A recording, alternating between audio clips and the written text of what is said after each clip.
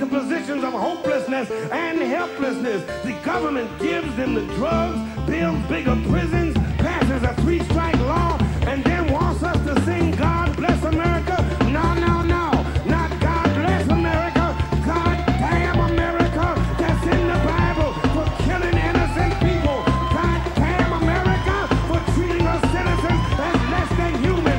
God damn America as long as she tries to act like she is God and she is supreme. All right. You are under arrest for listening to having really good podcast taste, and it's sexy. a charge in the first degree. That's probably a crime if in some places. If we're ever to get like super popular and like actually affect people's, significantly affect people's political practice, it would be illegal to listen to us. Yeah. Right. And that reminds me of another crime. Identity theft, which is wrong. That's right. Why are you thinking about that, Alex? If any of you listening has stolen podcaster Anders Lee identity and convinced him to turn thousands of dollars into Target gift cards, immediately stop what you are doing and return his money. It is not funny to steal from Anders Lee. They said I was being investigated, so I was told the FBI had been monitoring me for Yeah, do the weeks. whole story here. What happened? It has so many twists and turns. Okay, so I received a call yesterday from an Officer Eric, and I was like, "This is Officer Eric." I was like, he didn't sound like an Eric, by the way. I'm not gonna, Did he ask you to? Strong Indian accent coming out of Eric. Yeah. But people change their names for like customer service stuff all the time to deal with Americans. So I figured that was like, oh, maybe he said he was from the Federal Reserve in the law enforcement department. So it was like, oh, he must have just changed his name even with that, I'm a cop from the government. And I'm calling you because you are under arrest. Yes, there's a warrant. There were 4 charges against me for money laundering and drug smuggling. There were millions of dollars, supposedly. Me and Jake, in the middle of the day yesterday, Andrew just sent us a text message that's like, I'm wanted for trafficking millions of dollars to Colombia. And we were like, what? The fuck? I didn't know what I thought. I used to work at a Colombian restaurant, and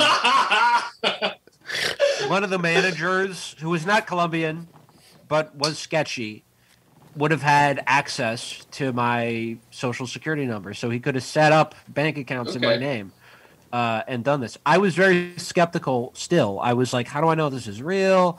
Blah, blah, blah. And then they were like, well, here's how you know it's real. Tell us the last 3 digits of your social security number. See how I didn't ask for your whole social security number? I was like, that is legit. Point, Eric. Yeah, and now that I think about it, he just wanted, it could have been any 3 numbers, and he'd be like, oh, yes, that checks out. I'm a fucking dupe. But the thing that got me, and I would not have fallen for this, I swear, is if it wasn't for this, they were like, we want to talk to your local police officer, like someone for your local sheriff's department. I live in DC. I was like, there's no sheriff here, but he was like, well, call the local police department. And by the way, I've never called police department before, but they were like, we're going to get someone from the police department on the horn with you and me. We're going to talk this out and work this out. So it was like, okay. And I gave him the phone number for the local police department, and then a call came from that number. So after that, I was like, okay, this must be real. Oh, that's legit. Long story short, I wound up buying 10 Target gift cards and scratching them off and sending pictures of them to a random phone number. And now I am in the hole. The police, they rarely want you to do that, but when they do, you know it's because you've trafficked millions of dollars to Colombia. Yeah. Well, the explanation was that my bank account was going to be frozen. All supposedly 12 bank accounts associated with me. I only have 1, but they said they were all going to be frozen. So you got to get your money out before it gets frozen, or else you won't be able to use it for a few months or something. So I was like, okay. It's so funny you'd be on the phone with like an actual policeman who would not actually come see you and just dial it in like, go to Target. There's COVID going on. Wait, so you texted us in the middle of that? I feel like I could have stopped you, man. Yeah. I know. I feel actually kind of guilty about this entire thing because it was a wild ride. This is a hate crime. Again, I don't like, again, to you play the autism card, but this is a hate crime against autistic people.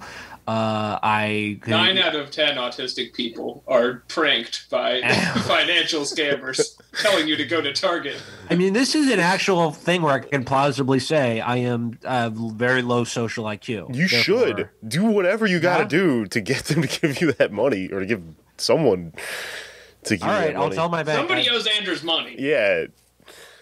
Don't give it to him directly. He should maybe have a caretaker who holds that money. Oh, no. Naomi to have the money. I'm going to apply for conservatorship over Anders. It is a Britney situation.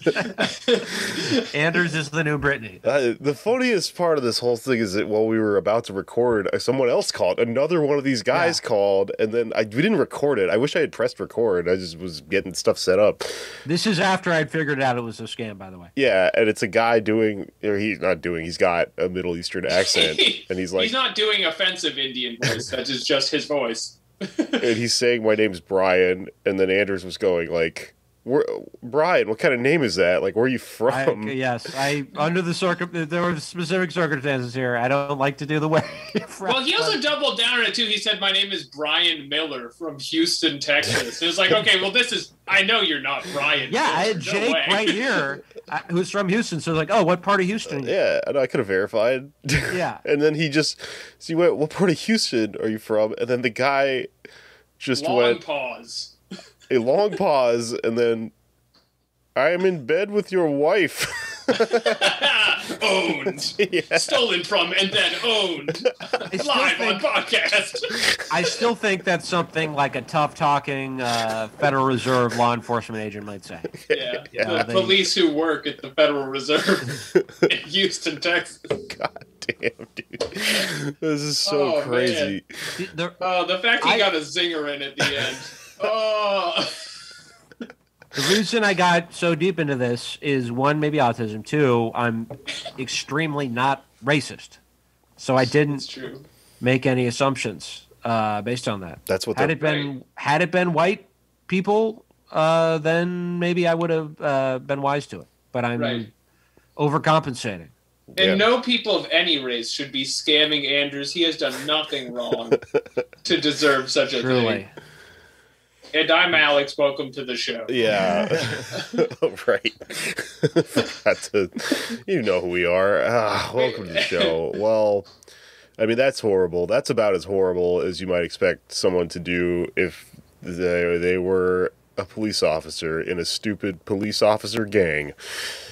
Gang-related activities. Check out that tricking autists. Making them go to Target for thousands of dollars. We're going to be talking about something today that you might have heard about in the news in the last year or so. There have been a couple of exposés on it, which is that the police are also in gangs within the police department, so they're police and they're also in just a gang. It's really Operation weird. Hat on a hat. Yeah. No one knows why you would be both be a cop, which is a gang, and then also in a gang, which is a gang on top of that, because you just can't get enough camaraderie. Can't get enough. Or whatever. It's got to be like a lifestyle thing. Like being a cop, like even if you're really into it, is kind of dorky. But if you're in a cool gang called the Boppers, yeah, everybody's got to respect you now. Oh, and they are cool, as we'll get into in the show. We'll discover they're very. Some people would find this very cool. Not me personally, but some people who are. If you buy shirts on Facebook, you think this is the coolest thing. Yeah. And then, but also, so, I mean, I was reading about this, and like, what's interesting is when like a police sergeant or whatever has to defend, his subordinate officer getting into some sort of shooting, and then the people go, the guy who shot me had a tattoo. I know he's in one of those police gangs. Their explanation of it is, Oh, these aren't bad gangs. This is like a thing that our officers do for like camaraderie. Like it's like a team building thing. It makes them better at work because the job is hard or whatever. Which is it's the same as the Second Amendment people. It's like, you can't stop a gang until you form a good gang. We need gangs in our schools to fight the gangs.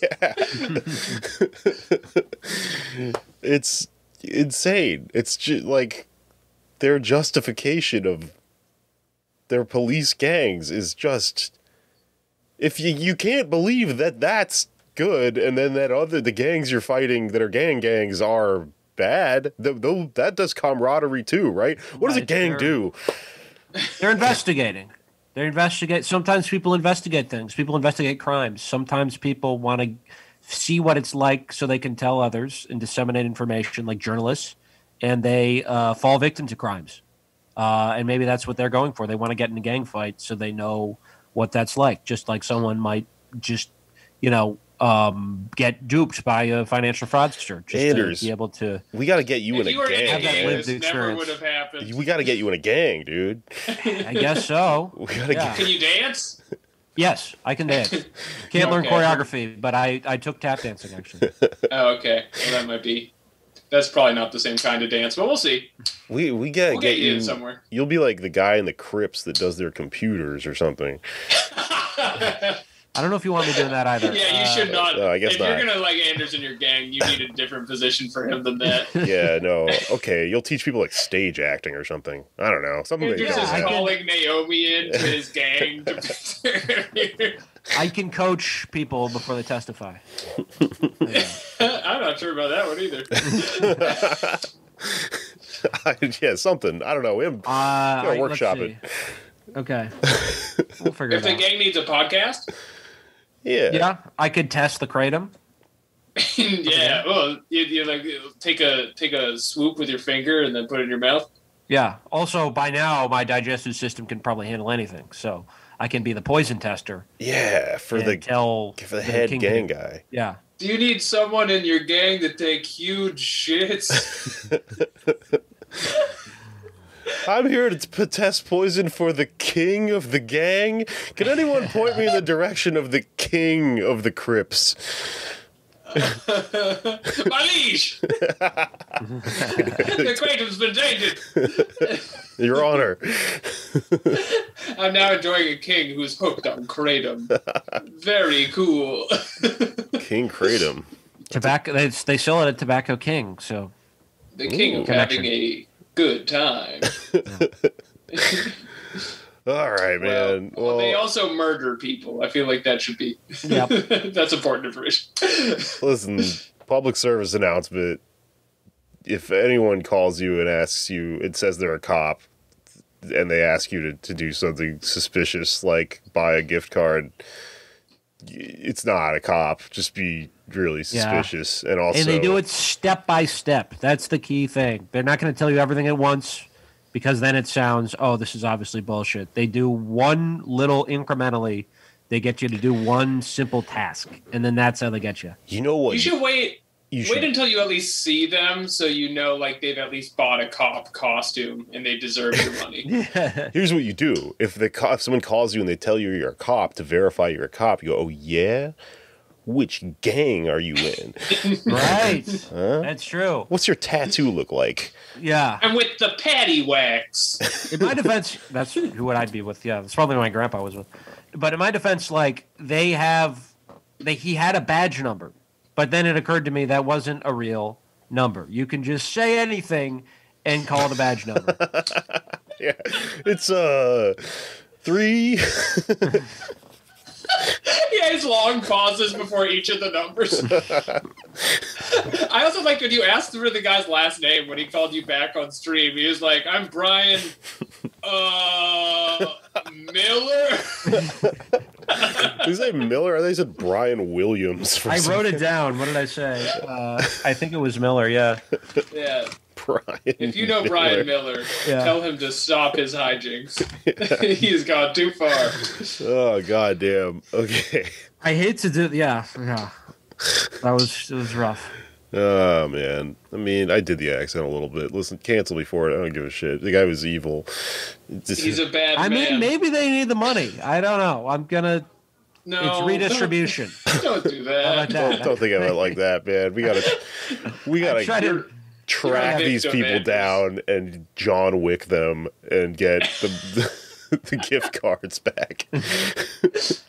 I gotta find some silver lining here. Yeah. Get revenge. That's Oh, it. man. Well, in the meantime, let's move into our interview segment for this week. Very excited to talk to this writer. Wrote an upcoming piece that will be out on Knock LA about the gangs that we're talking about, the police gangs in the LASD, the Los Angeles Sheriff's Department, and how she's building a database that you can use to search dirty cops. Pretty cool, right?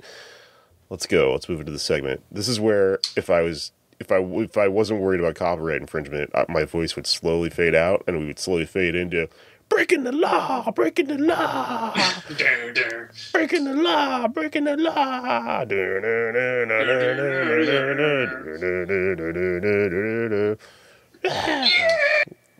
All right, we are now joined by Cerise Castle, writer with Knock LA. Welcome to the show, Cerise. Hi, thanks for having me. Hey, thanks for being here. Okay, so tell us about your upcoming piece about the LAPD. Yeah, it's actually about the Los Angeles County Sheriff's Department. SD, sorry. No worries. A lot of people actually aren't really familiar with the differences between the LAPD versus the LA County Sheriff. LAPD patrols within the city limits, and the Los Angeles County Sheriff is generally responsible for unincorporated Los Angeles County, so that's like East LA, South Los Angeles, out in the Antelope Valley. We've also got some sheriffs in West Hollywood, so some cities within the county that contract with them. In any case, they're pretty throughout the city and county of Los Angeles. You'll probably see a sheriff if you come out here.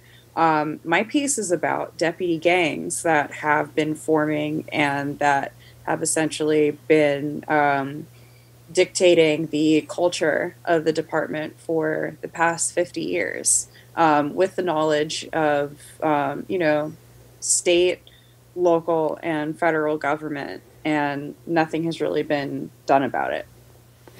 Well, that's actually probably a pretty good distinction to start off on. I realized I was slipping that up as I was saying it, but it's interesting. So is this thing where, cops are, being exposed as being in these weird little cop gangs, is that specific to the sheriff's department? Do they exist in the LAPD? Do they exist in other police departments, to your knowledge? Yeah, I think it's pretty unique to LA. I could be wrong, but I've heard about it a lot in Los Angeles. I think the biggest gang that we know about in LAPD was the police officers that participated in the Rampart Scandal back in the 90s.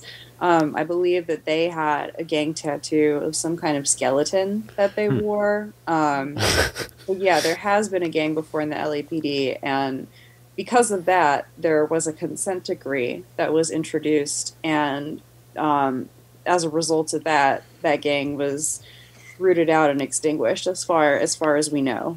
But do you know what kind of skeleton it was? Sorry? Do you know the kind of skeleton? Do I know the kind of skeleton? Like a Jack Skellington, or like just the skull of a skeleton? I can actually interject here. So I did a little bit of research on what we're talking about today, and what's interesting about this is that,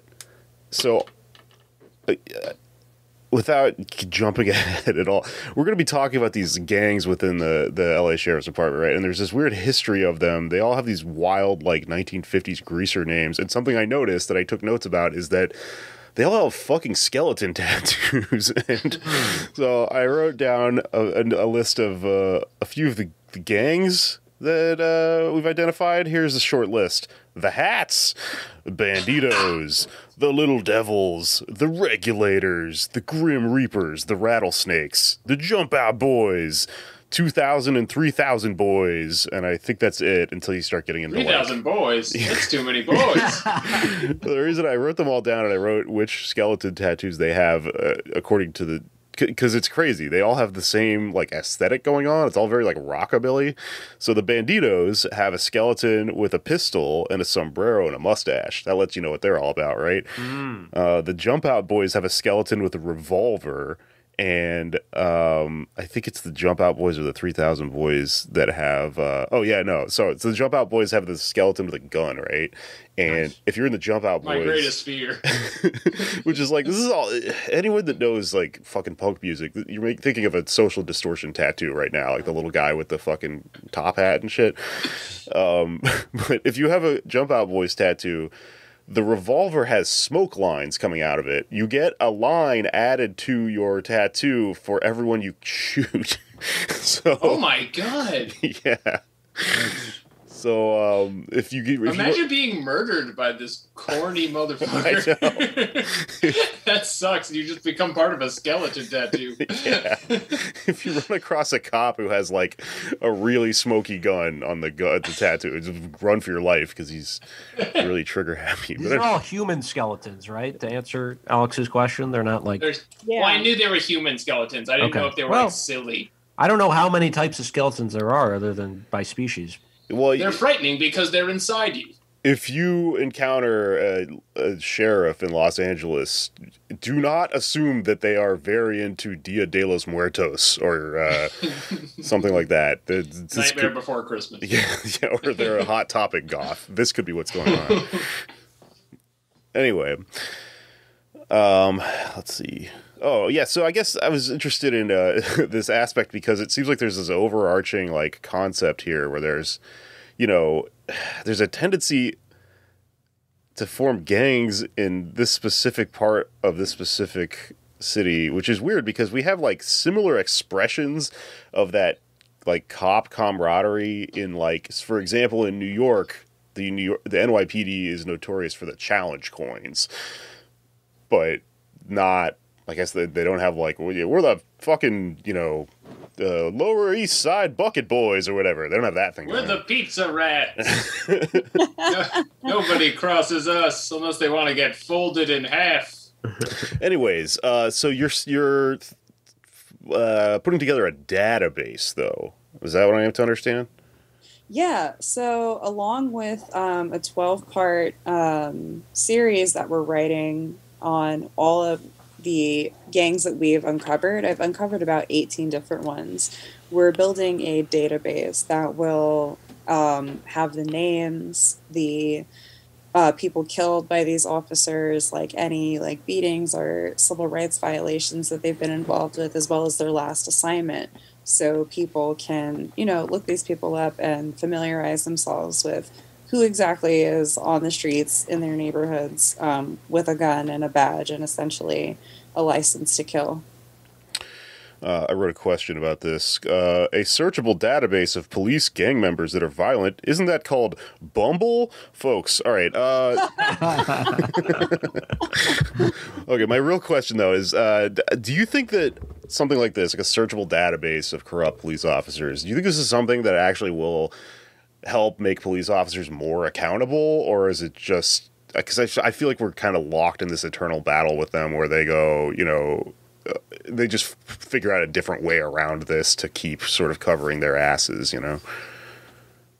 Yeah, and that's like the thing that I've been uncovering in my research is that, like I said, people in government and people in positions of power have known about this, like, since at least the mid-1970s, and this has been able to go on. And it's cost the county hundreds of millions of dollars in both settlements and attorneys' fees and related court costs. So, frankly, I'm not really optimistic that anything will change from a government perspective by publishing this, just frankly because they've had the opportunity for the past 50 years. And, I don't really see why my little story would make any difference. But I'm hoping that, the people that live in Los Angeles County can utilize this knowledge and,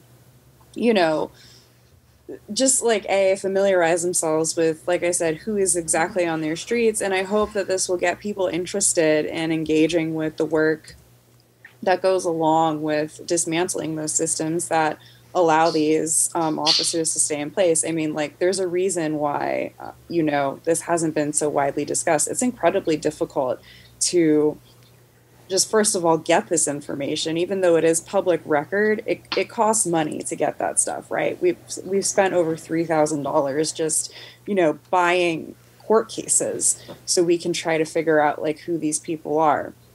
It's also in those court cases and in the government reviews that are done when a police officer, kills somebody. A lot of times they're anonymized, or the information is presented in such a way that it's really hard to identify, like, oh, is that the same guy that did that 6 months ago? It's incredibly difficult. Like, I spent the past 6 months going through this stuff and, like, piecing it together. It's literally like, I feel like fucking Pepe Silva with, like, the red string on the wall. Yeah. Like, I literally have something like that in my house. So, I'm hoping that just simply by, like, making this available, it can change a lot, because that just simply hasn't been an option for at least 50 years. Well, I know in L.A., recently this guy, Gascon, was elected DA. I think possibly because people thought he was the character from Beauty and the Beast, but he's claiming Ring the belt with your neck. He released some 100-day report recently. It looked like he was doing some good stuff with, not letting officers with a history of misconduct testify, which is sounds like kind of a bare minimum thing. But is he doing anything on this? And if he wanted to, is there anything he even could do from the district attorney's office to crack down on these gangs? Yeah, 100%. So, I think one thing that could be done, and one thing that a few attorneys that I've spoken with that have handled some of these wrongful death cases have told me, is that Gascon asked for any cases dating back, I believe it was until 2012, to be submitted to his office for review, and that he'll take a look at them and possibly consider filing charges on the officers. Granted, that's a pretty small window, especially when you're looking at police deaths in Los Angeles. I mean, just this week, the Los Angeles Police Department shot, I believe it was 5 people this week, and that's just 1 week. So dating back to 2012, that's really just a drop in the bucket as far as, like, shooting cases that we have here. But it is something. It's a start. It's given a hope to a lot of families that I've spoken to, hearing that there is a small chance that the officers that killed their loved one could face some sort of repercussion. Because, the truth is, when these officers, deputies, shoot somebody, they're, generally, they don't really face any discipline, right? They're cleared by the district attorney. They're not charged. They don't face any discipline from their department. And oftentimes, they're actually promoted and given awards and decorated. And this type of behavior is celebrated. Also, if a civil case is filed and some financial settlement is awarded to the family, that's not paid by the sheriff's department. It's not paid by the sheriff's department, nor is it paid by the deputies that are responsible for the death. It's paid by county taxpayers. That comes out of the county coffers. So there is no incentive for them to do better, because they're basically congratulated, patted on the back, and promoted. Yeah. And is there sort of a union in the sheriff's department that is sort of supporting this? I know in places like Minneapolis, you have the head of the police union who's like a far-right racist zealot. Is the police union in L.A. Sort of responsible for kind of like keeping this stuff the way it is and not forcing back change? Oh, yeah, 100%.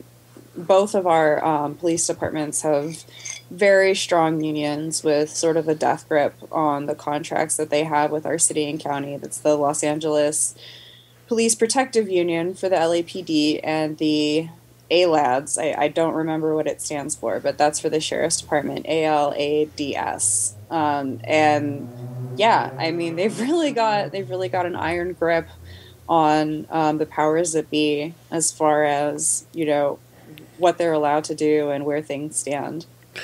Well, can I ask a very basic question? good. Which is just, is it actually illegal for the cops to be in a gang? Like, if they're not doing anything off duty, like if they shoot you on duty and then are in a gang, what rule does that break? Yeah, so generally in California, presence in a gang, it's a violation of a specific part of our penal code. We have a part of our penal code that defines what a gang is. Basically, like, characteristics include, let's see, like a common tattoo, which a lot of these police gangs have, a common name or a symbol. They are engaged in criminal activity. So that's, you know, killing people. Extortion is another big one that we've seen in deputy gangs. What's another one that we see a lot? Probably like sexual harassment or rape. Yeah. So those are the characteristics of a gang, and that fits, you know, all of these groups that we've identified in our series. And so that's subject to some sort of, you know, either criminal enhancement, which Gascon has actually like stopped including as of now as part of his directive as district attorney. But generally, like, say if you were to be committed of like a murder and they found that you were in a gang as well, that would come with an enhancement of like, say, like 10 years or something because of your presence in a gang. But generally this stuff is not looked at. When a deputy like kills somebody, the sheriff's department is actually responsible for carrying out that investigation on behalf of the DA.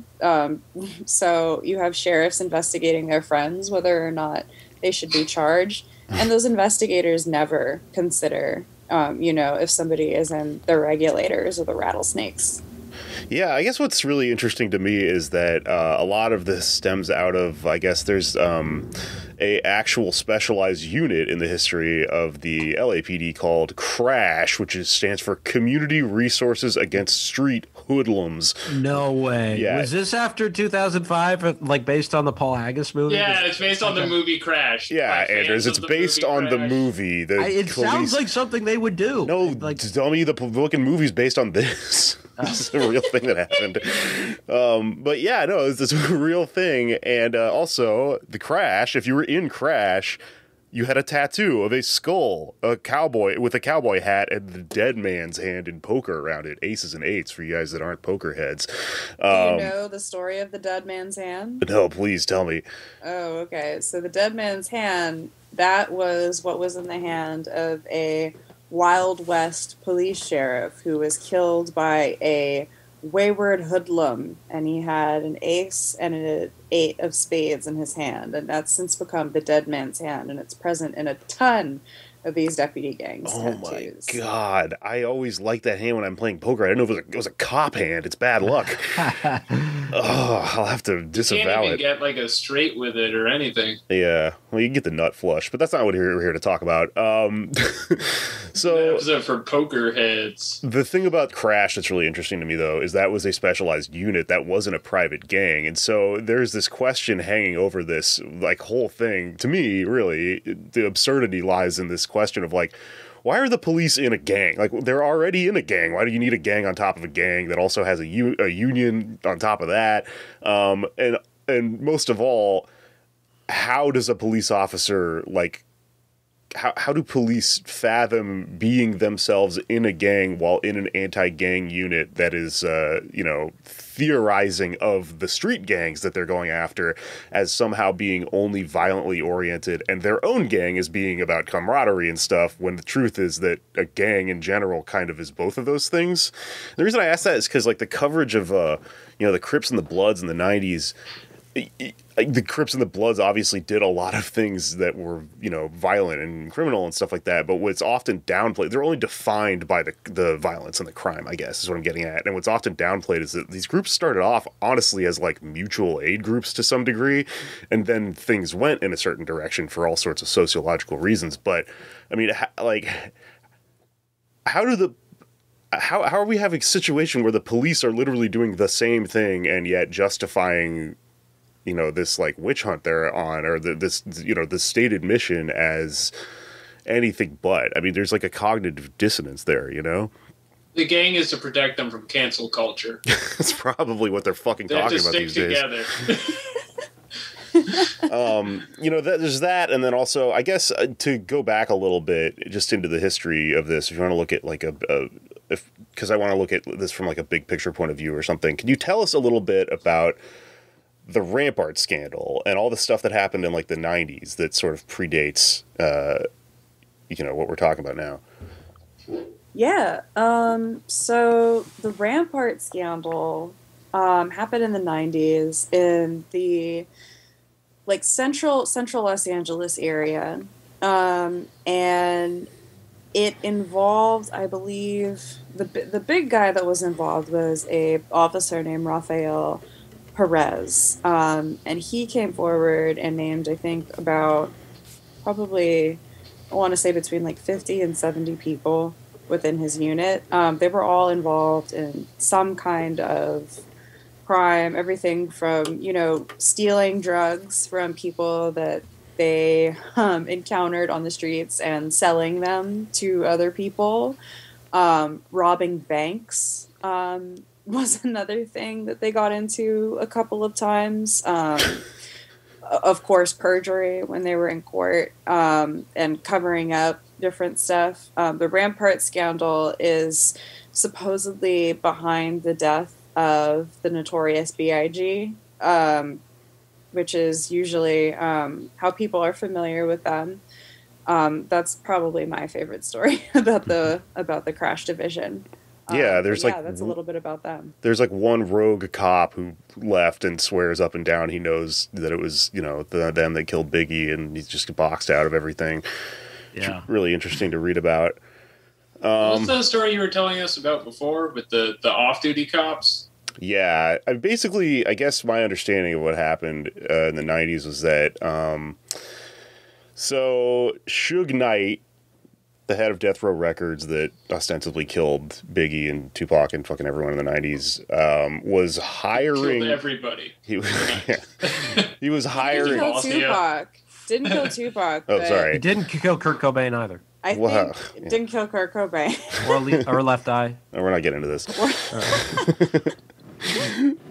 Sorry, not Tupac, but the point is he was hiring like cops, like off-duty cops in LA, yes. And they were working for him and getting paid tons of money on the side, and then it all sort of cracked open when one of the cops that he was, working, got into a road rage incident with another cop who was off duty, so they're both off duty, and then the Suge Knight cop starts waving his gun, and then the other undercover cop was like, a guy's waving a gun at me, I'm a cop, so he killed that guy, and then oh my god, we're both cops, and it just unraveled this whole thing, and I guess The Shield is based on this, that TV show? Yes. Oops, all cops. Yeah. Due to a mix-up at the Justice Lab. So these gangs, they go back all the way to, I guess, like the 70s on paper, at least, in terms of what we've been able to unearth about them. Like the Banditos are one of the oldest ones. And then you obviously have this situation where, you have the Rampart Scandal and these guys that are working with like Suge Knight and Death Row Records and stuff like that. I guess to me this raises a question. Is there like a racist element in this? Because I know the Vikings have been accused by a judge of being a neo-Nazi white supremacist organization. Yeah, Terry Hatter wrote in his decision that they were a neo-Nazi gang, and I mean, yeah, like in my research, like they had a map of Africa, or they had rather a map of Linwood, which was their neighborhood, in the shape of Africa hanging on the wall. They had a ticket to Africa pinned to a bulletin board.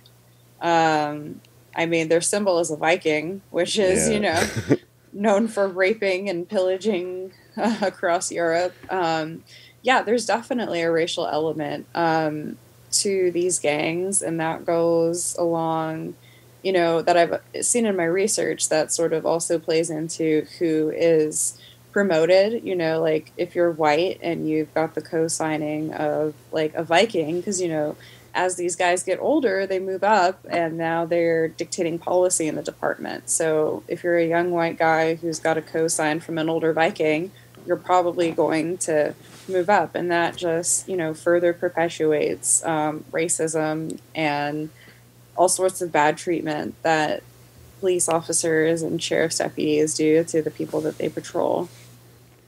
God. How did they deal with, like, the fact that the police department in general has people of all races in it? Like, are there, like, rival ethnic gangs in the police department? They're all pitted against each other? It's not like the Sharks and the Jets or anything. It's... So an interesting thing to me is that... and this goes into like a deeper discussion of, you know, how people of color can themselves play into white supremacy. You know, we've seen black deputies joining like the Vikings, for example. We've seen Latinx joining the Vikings. You've seen them joining gangs like the Executioners, where the tattoo is a skeleton wearing a Nazi helmet.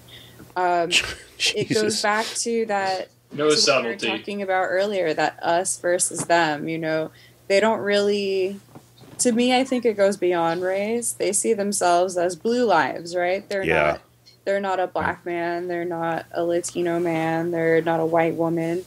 They're a police officer. They're blue. And the rest of us are the enemy.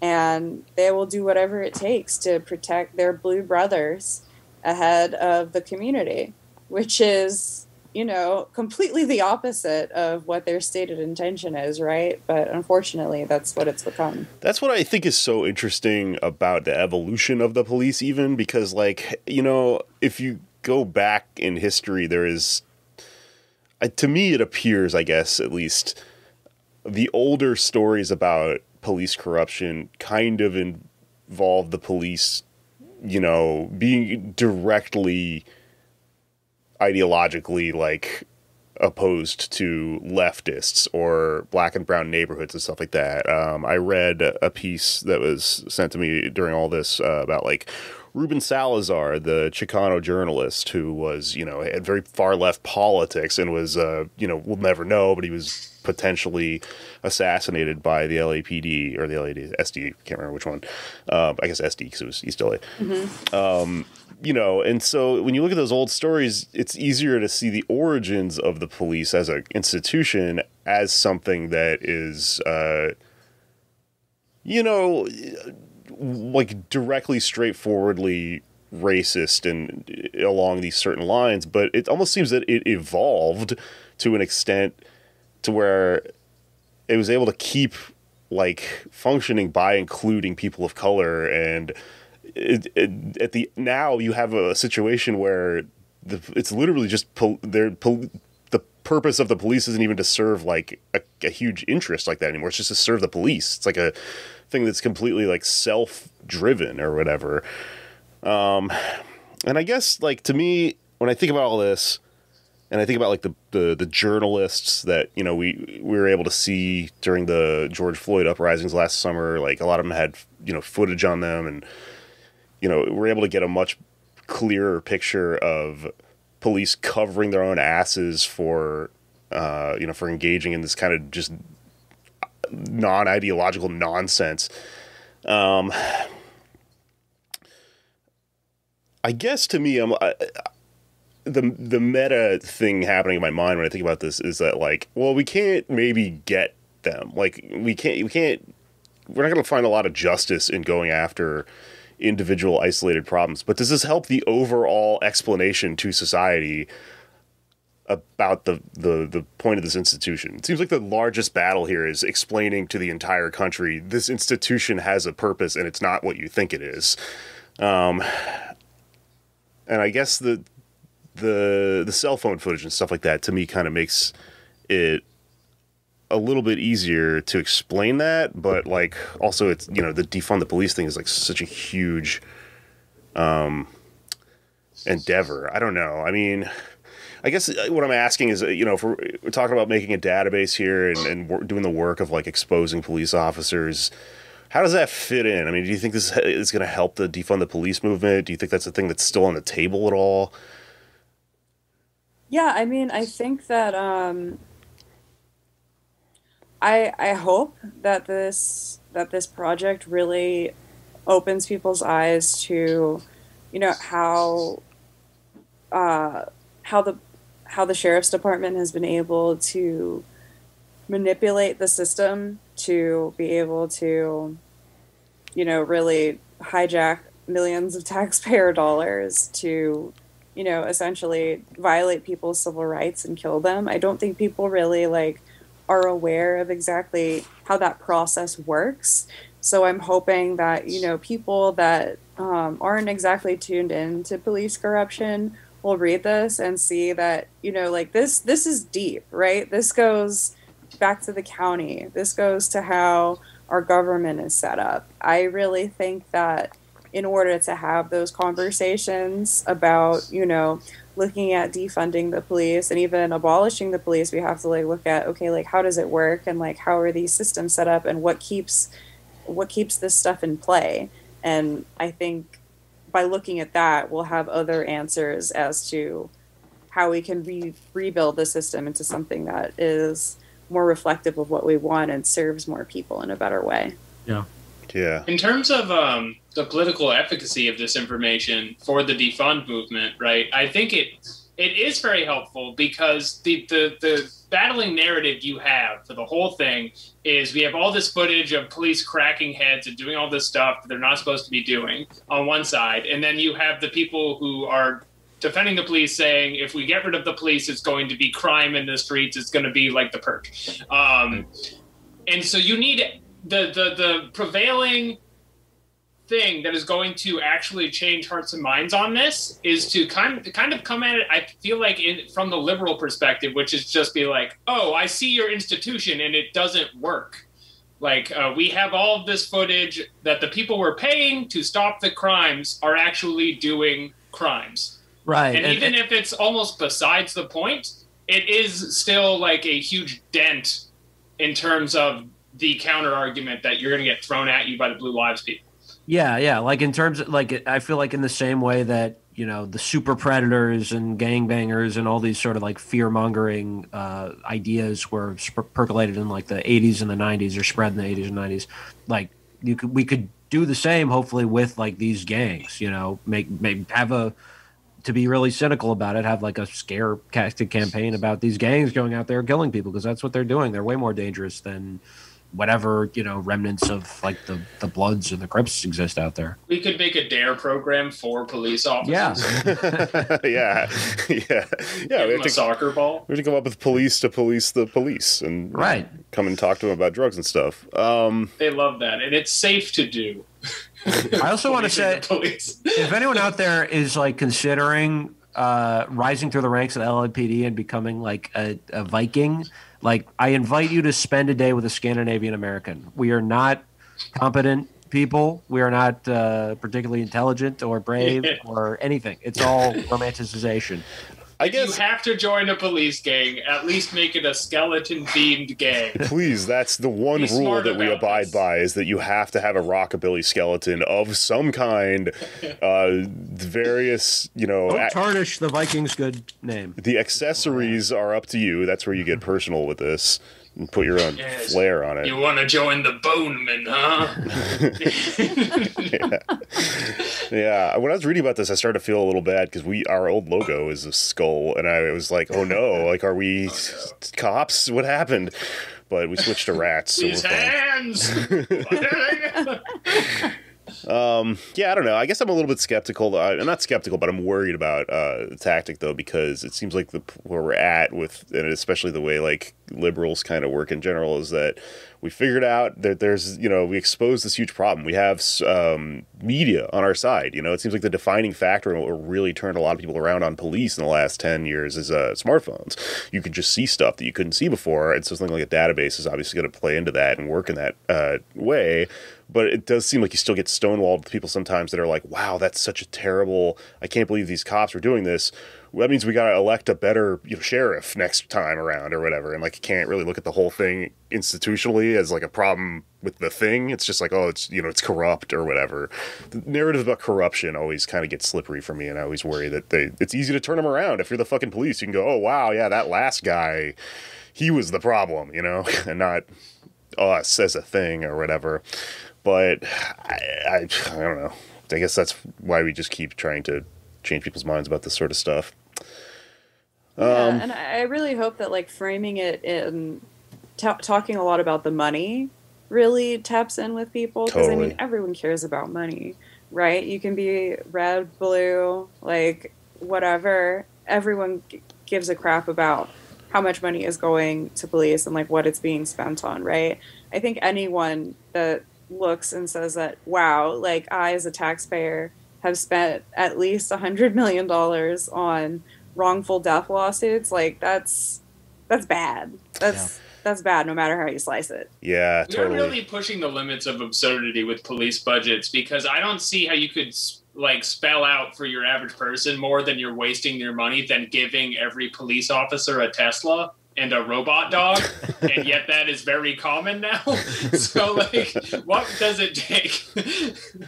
Yeah. Is LA like a bike cop city? Because like there are a lot of cities that like, especially in the Midwest, where it's like kind of a liberal city, and they have the bike cop, which is like, they try to be friendly with it. They have sometimes they have Facebook pages. They're like, I'm a cop on a bike, but the bike is like decked out with a bunch of like secret weaponry underneath it. They can like shoot a concussion grenade out of the spoke or something like that. Is the LAPD like trying to do this sort of kindler, gentler, like public relations campaign, or they're just Kind of.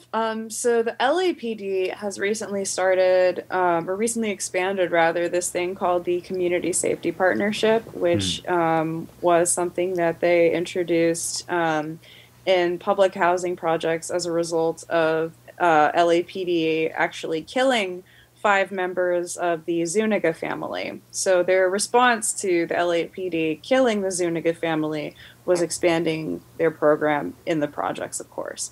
And as a result of the Defund the Police movement, our mayor has recommended expanding this program across the city. So that would include parks. So while we do not have bike cops now, I think that's something that we'll see. As far as the sheriff's department is concerned, my personal experience with that, if you go further out into the county, is no. They are pretty, they're like gangbangers, in my experience. They drive around in their cars.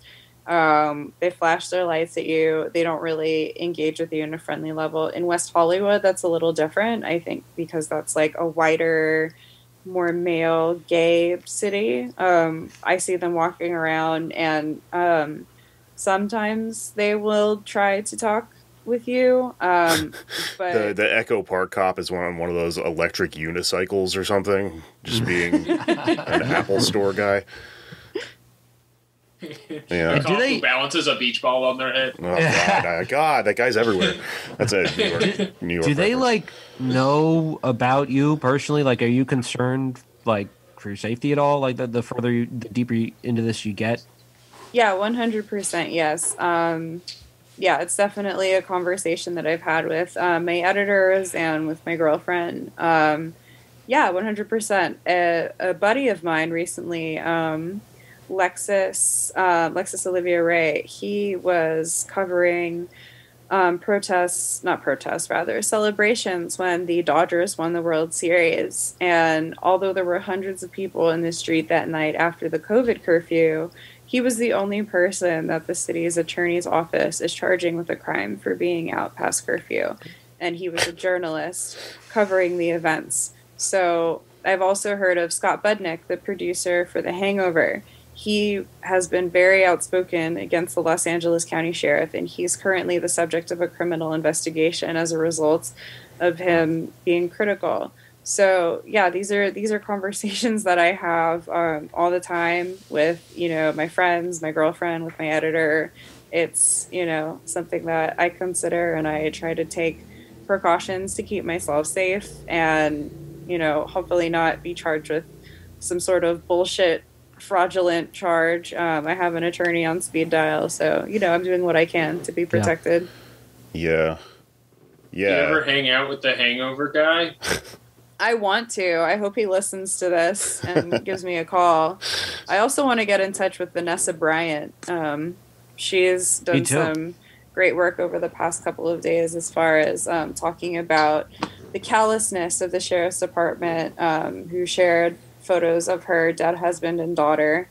God damn. Wow. This is a very popular show with Hollywood bigwigs. Yeah, no, they love Jake. They want to hear what he has to think. Yeah. I hope this works for you.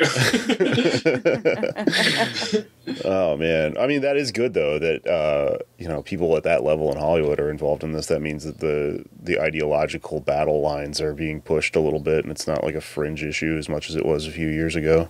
Mm-hmm. Yeah. Yeah. Okay. Yeah, I've been pleasantly surprised. This is sort of a separate issue, but at the amount of support there was for like Nithya Raman, and it sounds like public banking and other stuff from like, celebrities. Like that's not the base, or that shouldn't be the base, but it seems like there are at least a good amount in LA who are socially conscious. I hope so. I mean, we've reached out to a couple of people like with this project. I'm hoping that, I love when celebrities like push this kind of stuff just because of like the reach that they have, and just like, turning like normies into like something like, oh, deputies in the Los Angeles County Sheriff's Department. Like even Vanessa just like posting the names of the deputies who were sharing those photos of Kobe. Like that's huge. Like waking people up to the issues of the corruption. Like I'm here for it. Yeah. Yeah. All right, I'm going to pause. All right, Anders, tell that story we just told off mic. I just get it's crazy how taxpayers are funding this because the NYPD has a fund that paid for my old bed from West Elm for when cops beat people up. They just have money set aside in the budget, but LA doesn't have that. That's crazy. But I mean, either way, it feels like they still don't. It's just like an inevitability that they're going to have to settle for either killing or, otherwise terrorizing the citizens of the city that they police. Do you think that would make a difference if it was in the police budget, the money that they have to fork over for settlements?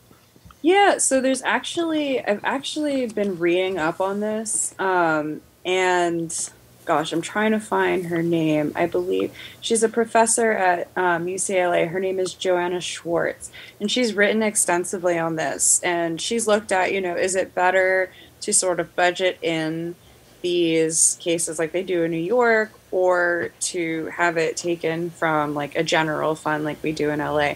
And basically what she's found in her research is that, taking it out of the police department or having like a budget for settlements of that sort really doesn't make a difference in curbing police violence, because it basically budgets in civil rights violations as part of the cost of doing business as a police department.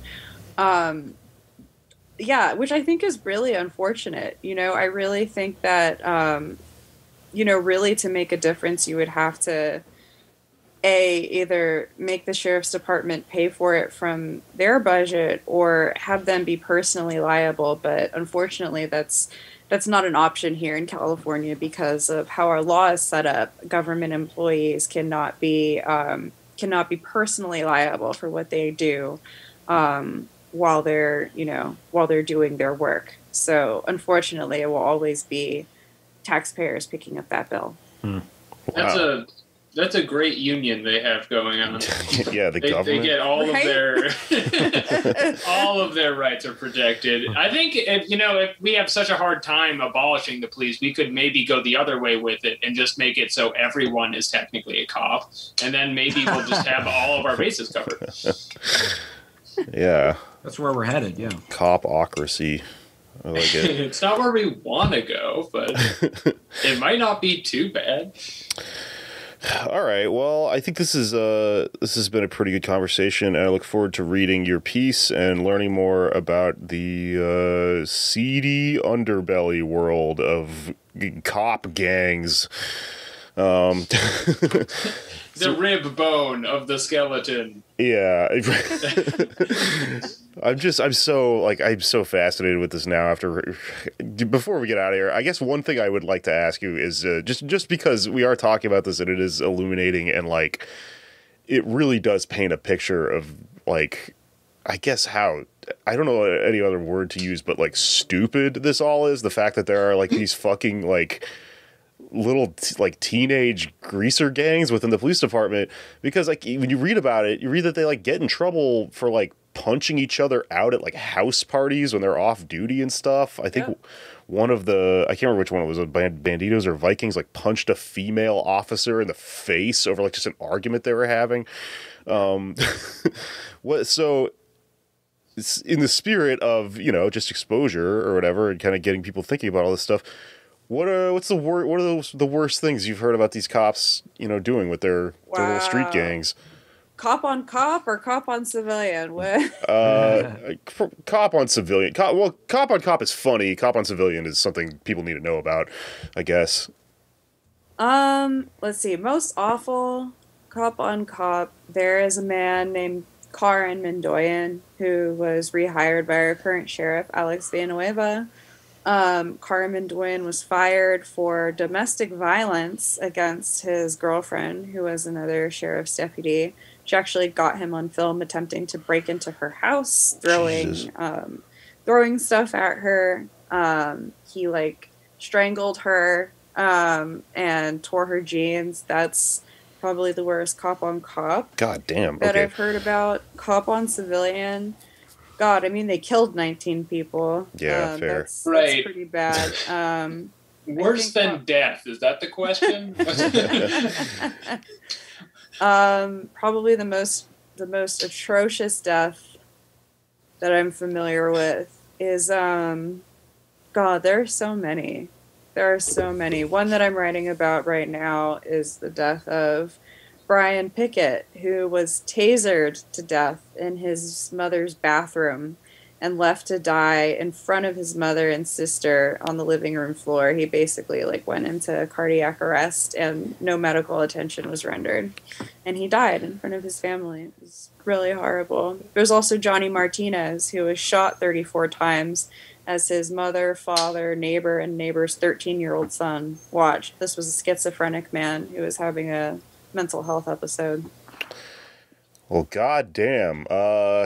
34 times. That's really fucking terrible. All right. Well, I didn't mean to end on a down note, so... How else did you think that question was going to end? I don't know. I was thinking about the gangs. The gangs were making me laugh because they're with the tattoos and stuff, and then I remembered the reality of this is that it's a skull the because question it's a should dead have person. been, what's your favorite anecdote from a five-finger Death Punch concert? Let's see. What's a positive? There's nothing positive There's a about movement, cops. right? There's like a movement in LA that wants to defund the sheriff's department, and they're active, right? Yeah, definitely. The ACLU is doing a lot of work around this stuff. They've recently started a new coalition called Check the Sherrif, which is doing a bunch of work around eliminating people to this stuff, as well as giving people the tools to advocate and usher in the changes that they want to see in the sheriff's department. So, if people are interested in tapping in with that sort of work, I definitely recommend, reaching out to the ACLU and the Check the Sherrif coalition specifically. Okay, that is a great note to end on, I think. Cerise Castle, thank you so much for joining us. Please let my listeners know where they can read your stuff and where they can find your upcoming piece and all that stuff. Yes, you can find me on social media. I am at Cerise Castle, and you can read this series on Knock LA.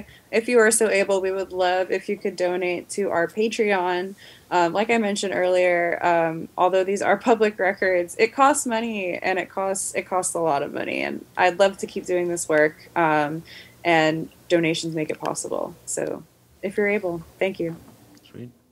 All right. And yeah, if you are a listener to our show and you want to support our show, we have a Patreon, patreon.com/PodDaveAmerica. We also have merch for sale. And my other podcast is Why You Mad. Does anyone have anything else to plug?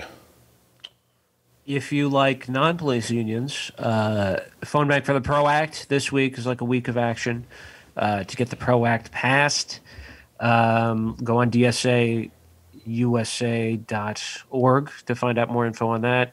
I'm at Anders Lee here on Twitter. And movie suggestion, just watched Red, White, and Blue, which is part of... no, it's good. It's okay. Related to this, because it's part of Steve McQueen's new series of not short movies, full-length, almost movies he did that's on Amazon. This one's with John Boyega, and it's about British police community relations in the 60s, and it's it's sort of amazing in the ways that things are different but also the same over there with that issue as well. So check that out. That's still a very interesting move for a plug, but sure, good point. Yeah, plugging good art. It's going to be part of our show now. You can find me on Twitter at Patak Jokes. I put all of my projects on there. That's PTAK Jokes. And my movie suggestion this week is Pulp Fiction. If you haven't seen it, it has a lot of great action sequences and a sword. Bruce Willis gets a sword. There are no cops in that movie, I'm just realizing. Right? I think No, there has to. I'm going to watch it again to see if there are cops, and you should as well. That's the movie pick of the week. They do everything without cops. It's amazing. It's amazing. What a country. But yeah. Okay, well, my movie pick of the week is Adaptation. I just rewatched it. It's a great Charlie Kaufman film. Cerise, do you have any film recommendations? Hell yeah. I've got a film recommendation. Watch Den of Thieves. It's all about the Regulators, one of the LA sheriff's gangs. Ooh, really? Cool. Okay, I'm glad we did this, actually. Yeah. I'm going to do that tonight. Yeah, that sounds fucking cool. All right, well, Thanks, everyone. It's the end of the podcast. It's finished. It's finished.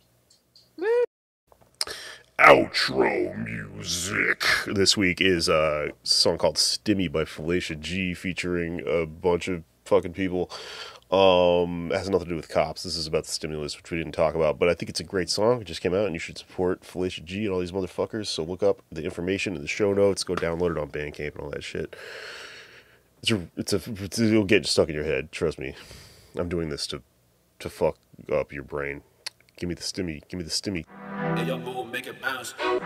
Give me the stimulus check. Hey, I need my stimulus quick. I don't have health insurance. My government really ain't shit. Give me the stimulus check. Hey, I need my stimulus quick. I don't have health insurance. Bitch. My government really ain't shit. give me the spinny. Give me the spinny. Give me the spinny. Give me the spinny. Give me the spinny. Give me the spinny. Give me the spinny. Give me the spinny. Give me Money, pizza. I am running out of breath. Shit ain't funny. I'm a mess. I'm running out of mess. This shit is sickening, crippling.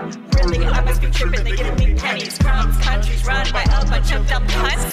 Bitches, they ain't even doing the minimum. They ain't even reading the syllabus. My syllables slithering like I'm Elizabeth. The league in which the left is from the IRS. I'm so depressed and stressed. They sent my check to the wrong address. Getting desperate to make the rent. I spent that shit like it came and went. Can't make a dent, paying my debt. Incompetent, watch response like my withdrawal from Adderall. I didn't had it all, then lost it. That's why I'm radically exhausted. Feels like I'm practically a hostage. I live in a failed state. It's a damn shame. It's a sham scam. It's a damn scheme. The American dream is dead. Hey, off with their heads. Give me the stimulus check. Hey, I need my stimulus quick. I don't have health insurance. My government really ain't shit. Give me the spinny. Give me the spinny. Give me the spinny. Give me the spinny. Give me the spinny. Give me the spinny. Give me the spinny. Give me the spinny. Cause on her zaddy, keep that blicky when I'm traveling. Fuck all night like we off addicts. Kill a cop at a rally. I went from a magic cart to the ghettos. I was really in that field like a scarecrow. I'm a vampire, baby, I'm a communist. Fuck politicians, cause shit conditions and carbon emissions. They switch positions like my bitches. I'm on a mission in a pandemic. This is never ending. Government tryna hold me back, but I still flexing and I paid all my dues. But them pussies still begging. $250,000 wire transfer and it's still. Give me the stimulus check. Hey, I need my stimulus quick. I don't have health insurance. Bitch, My government really ain't shit. Give me the spinny. Give me the spinny. Give me the spinny. Give me the